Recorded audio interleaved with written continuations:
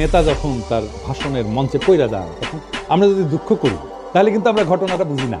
আর যদি ভাবি উনি দুর্বল হয়ে পড়ছেন, তাও ঠিক। কারণ নেতা আসলে তখনই সবচেয়ে শক্তিশালী হয়ে যায়, তখন তার শরীর স্থিত হয়ে পড়ে থাকে আর জনগণের মন তার দিকে ঝুঁকে পড়ে।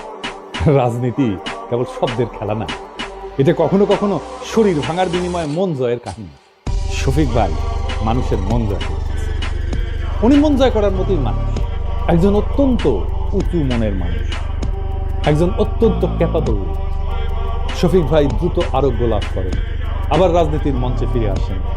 আমাদের অনেক কাজ করতে হবে একসাথে, সেই কাজে শফিক ভাইকে দরকার, শফিক ভাইয়ের মতো নেতা দরকার, শফিক ভাইয়ের মতো মুরব্বী দরকার। আমরা চাই আমাদের নেতা আমাদের মতোই রক্ত মাংসের মানুষ, আমাদের মতোই দুঃখ পাক, আমাদের মতোই কষ্ট পাক, আমাদের মতোই কান্না করুক, আমাদের মতোই ভাল না দেবে। আমাদের রাজনীতিতে সেই রকম নেতা সবাই হয়ে ওঠে। আমরা সেই কামনা করলাম, সেই নেতারাই আগামীর বাংলাদেশ নির্মাণ করতে পারবে। সেই দিনের অপেক্ষায় আমরা থাকলাম। আমরা সেই দিন একসাথে আবার সেই বিপ্লবকে পুনর্নির্মাণ করব, আবার সেই বিপ্লবের স্বপ্নে আমরা নতুন বাংলাদেশ গড়ে তুলব।